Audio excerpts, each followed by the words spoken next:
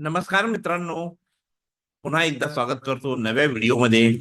आज दिवसभर चर्चेत मुख्य राहिला तो म्हणजे इंडसइंड बँक. इंडसइंड बँकेमध्ये 27% एक फॉल आला. सगळीकडे पॅनिक झालं आणि सगळीकडे बातम्यांचा महापूर आला. IndusInd bank fall. आणि या ठिकाणी तुम्हाला असं दिसल की या ठिकाणी बऱ्याच न्यूज आल्या. इवन एवढं रवीश कुमार सारखे जे लेजेंडरी पत्रकार आहेत त्यांनी सुद्धा या ठिकाणी रिपोर्ट है कि बैंक की मार्केट कैप से 1 घंटे में की एका घंट्यात 18,000 करोड रुपयांचं नुकसान या ठिकाणी झालं. सीएनबीसी आवाज नाही ते सांगितलं. आणि बऱ्याच जणांच्या मनात प्रश्न निर्माण झाला की एवढा मोठा फॉल का आला. आता तुमच्याही आला असेल तर या ठिकाणी फक्त एक सायकोलॉजी डेव्हलप करण्यासाठी आजचा हा व्हिडिओ आहे. आता पाहायचंय, आपल्याला करायचंय टॉप डाऊन अप्रोच. आणि जसं आपण म्हणतो की आपल्याला मार्केट कधी सरप्राईज करू शकत नाही. आणि म्हणून आपण या प्रश्नाचं उत्तर शोधणार आहे आज. तर सर्वप्रथम जाऊ इयरली टाइम फ्रेमवरती. आणि इयरली टाइम फ्रेमवरती असं दिसतंय की इतिहासात पहिल्यांदा असं नाही झालं की इंडसइंड बँकेत एवढा मोठा फॉल आला. याच्या पूर्वी 2018 मध्ये या ठिकाणी प्राइस ऑल टाइम हायवर होती 2000 जवळपास 40. आणि त्यानंतर बँकेत एक तुफान सेलिंग आली आणि बँक जवळपास 10 पटीनं कमी झाली आणि तिचा शेअर 231 रुपयात आला. आणि त्यावेळेस तारणहार ठरला हा इयरली डिमांड झोन. आता जसं की आपली डिमांड अँड सप्लाय थिअरी सांगते त्यानुसार एक ऍक्शन एकदा पूर्ण होत नसून ती रिमेनिंग असते. त्याच वेळेस या ठिकाणी भरपूर असं सेलिंग बाकी होतं. आता हे जे अभ्यास करतात त्यांच्या लक्षात येईल आणि बाकी जी जनता आहे ती न्यूज पाहिली. आता या ठिकाणी होता एक इयरलीचा सप्लाय झोन आणि आपण म्हणतो जगात जर का काही भारी असेल तर तो आहे इयरली टाइम फ्रेमचा सप्लाय झोन. आता विचार करा की ज्या वेळेस 2040 वरून रक्कम 228 रुपयात आणली तर हा किती पॉवरफुल झोन असेल आणि या ठिकाणी किती सेलिंग बाकी असेल. आता जे इथे तुमच्या देखत आहे प्रायमरी लेवलवर तर आता इतकं कळलं की जोही काही फॉल आला तो आला या इयरली टाइम फ्रेमवरून. आणि आता आपण खाली जाऊ. असं करत करत गेल्यानंतर परत लक्षात आलं की याच इयरली मध्ये एक हाफ इयरली सुद्धा कोइन्साइड होता आणि इयरली आणि हाफ इयरली एकत्र आले. त्याच्यानंतर गेलो क्वार्टरली मध्ये तर क्वार्टरलीच्या या एक्झिक्युशन मधून त्या ठिकाणी प्राइसला जबरदस्त सेलिंग आलं. आता विचार करा की एकाच ठिकाणी इयरली हाफ इयरली आणि क्वार्टरली जर का असतील तर किती भयानक कॉन्सन्ट्रेटेड पॉवर त्या ठिकाणी आपल्याला पाहायला मिळेल. सोबतच गेलो मंथलीवरती. मंथली पण त्या ठिकाणी होता काहीतरी. आता जाऊया आपल्या डेली टाइम फ्रेम वरती. आता डेली टाइम फ्रेम वरती या ठिकाणी आपल्याला असं कळतंय की प्राइसनं हा झोन तोडताना सर्वप्रथम हा एक डिमांड झोन तोडला आणि हा दुसरा डिमांड झोन तोडला. आणि या ठिकाणी क्लिअर झालं की या ठिकाणी डाऊन ट्रेंड चालू झालेला आहे आणि आता याच्यात जबरदस्त सेलिंग येणार आहे. मग आता प्राइस नियरेस्ट सप्लाय झोन वरती जाणार आहे हे आपल्याला कळलं. आता इथं नियरेस्ट सप्लाय झोन आपल्याला कुठं दिसून नाही राहिला. पण दरवेळेस तुम्हाला डेली वरतीच मिळेल याची काही गॅरंटी नाही. आणि एक फुगा असतो किती मोठा असला त्याला एक सुईची टाचणीचा एक टुचकून टोचलं की केवढा मोठ्या फुग्यातली हवा 0 मिनिटात गायब होती. सेम आता या इंडसइंड बँकेचा एक फुगा आहे आणि त्याला टाचणीची गरज आहे.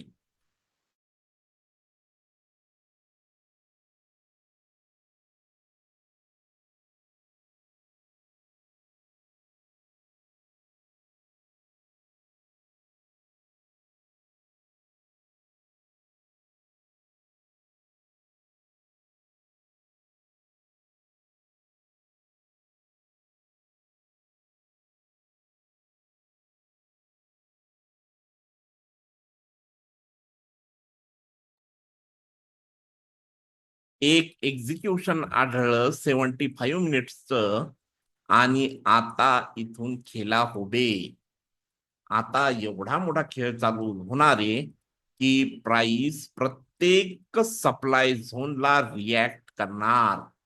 आणि झालंही तसंच. प्राइस कंटिन्यू खूप दिवस कन्सोलिडेशन मध्ये राहिली. आणि फायनली ज्या वेळेस निफ्टी, बँक निफ्टी या डाऊन ट्रेंड मध्ये लागल्या, ही घटना होती जानेवारी 2024 ची. आता जोपर्यंत आपण या ठिकाणी पाहू, इथं दुसऱ्या टॅब मध्ये, की जोपर्यंत निफ्टी तिच्या टॉपवर होती इथपर्यंत, सप्टेंबर 2024 पर्यंत, तोपर्यंत इंडसइंड बँकेनं स्वतःला त्या ठिकाणी सस्टेन ठेवलं. आणि त्यानंतर ज्यावेळेस सप्टेंबर 2024 आलं या ठिकाणी, तोपर्यंत तिनं झोन सोडला नव्हता. पण ज्या वेळेस निफ्टीनं या ठिकाणी फॉल चालू केला, ज्या ठिकाणी बँक निफ्टीनं फॉल चालू केला, त्याच वेळेस इथं जबरदस्त सेलिंग आली. आणि हे पहिल्यांदा नाही झालं की इतक्या मोठ्या प्रमाणावर सेलिंग आली. तर याच्या अगोदर इथून डायरेक्टली गॅप डाऊन होऊन जवळपास 20% प्राइस त्यावेळी सुद्धा खाली आली होती. आणि सेम पॅटर्न या ठिकाणी रिपीट झालेला आहे. म्हणजेच इथं कोणतंही सरप्राइझिंग तुम्हाला दिसणार नाही. आता या होल प्रोसेसमध्ये ईएमए वारंवार महत्वाची भूमिका बजावत होता सगळ्या टाइम फ्रेम वरती. आता तुम्हाला इथं दिसेल की इथं जेही सेलिंग प्रेशर आणण्याचं काम केलं, ते ट्रिगर केलं या ईएमए न. आणि त्याचीच परिणती तुम्हाला हा एवढा मोठा फॉल दिसतोय 27%चा. सोबत डेली ईएमए सुद्धा नेहमी अपोजिंग मध्येच होता. हे सुद्धा आपल्याला या ठिकाणी पाहायला मिळेल. आता याचा डिमांड झोन कुठं होता? आता या ठिकाणी जर का पाहिलं, तर इथं ओरिजिनल डिमांड झोन होता, ज्यातून मागच्या वेळेस प्राइस 228 वरून 1693 पर्यंत जी वाढली, त्याला कारणीभूत होता हा डिमांड झोन. आणि इथून सगळी रॅली सुरू झाली परत. पण आता यावेळेस इथं नॉन ऑथेंटिक झोन तयार झालेला आहे. म्हणजे याची क्लोजिंग जर का त्याच्यावरती असती, तर आपण म्हटलं असतं की या ठिकाणी याच्यात पोटेन्शियल आहे. पण अनफॉर्च्युनेटली आता असं पाहायला मिळतंय की याची क्लोजिंगच याच्यावरती नाही. त्याच्यामुळं हा नॉन ऑथेंटिक आणि नॉन ट्रेडेबल बनला.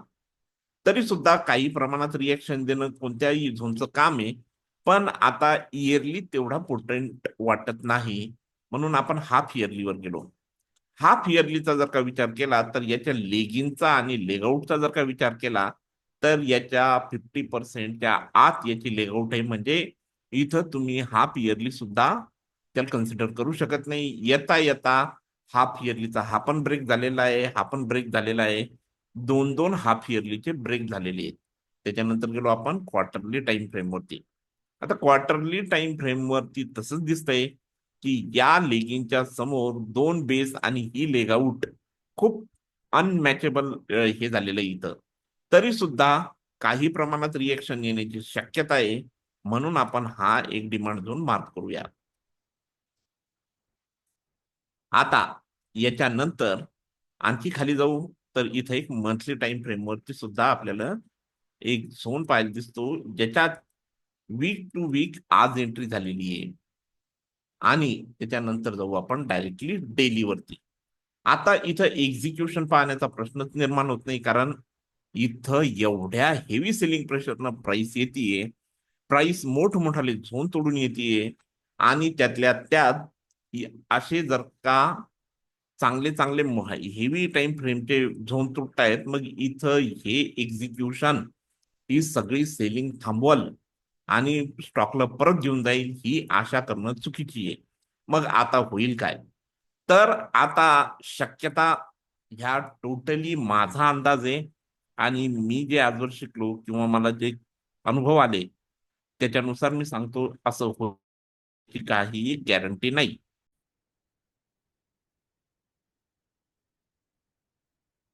तर या ठिकाणी या एक्झिक्युशनचा विचार करता येणार नाही. मग आता आपण काय करू शकतो, तर आता प्राइस या ठिकाणी एका लंब्या कन्सोलिडेशन मध्ये जाण्याची शक्यता आहे, ज्या ठिकाणी कोणतीही मूव अपेक्षित नाही आणि स्टॉक जो आहे तो मुंगीच्या पायानं चालत राहील. हे कधीपर्यंत चालत राहील, जोपर्यंत हा ईएमए जो आहे हा इथं येऊन याची भेट होत नाही, तोपर्यंत या ठिकाणी ही असंच या ठिकाणी कन्सोलिडेशन चालू राहणार आहे. त्याच्यानंतर या ठिकाणी कधीतरी